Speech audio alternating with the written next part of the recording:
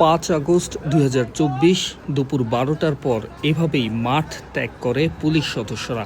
Mohammadpur bus stand এলাকায় যেখানে সকাল থেকেই পুলিশের কঠোর অবস্থান ছিল, সেটি দুপুর 12টার কিছু পরেই বদলে যায়।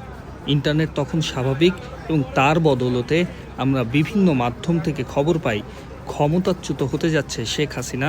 তার পরপরই এভাবেই রাস্তা থেকে সরে পড়ে পুলিশ সদস্যরা। বিপুল পরিমাণ পুলিশ সদস্য মোহাম্মদপুর বাসস্ট্যান্ড থেকে মোহাম্মদপুর থানার দিকে যায় এবং তাদের জায়গা নেয় বাংলাদেশ সেনাবাহিনী।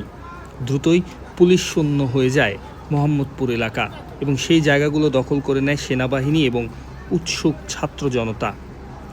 ছাত্র জনতা দূর থেকেই অভিবাদন জানায় সেনাবাহিনীকে এবং সেসব অভিবাদন সেনাবাহিনী সাদরে গ্রহণ করছেন।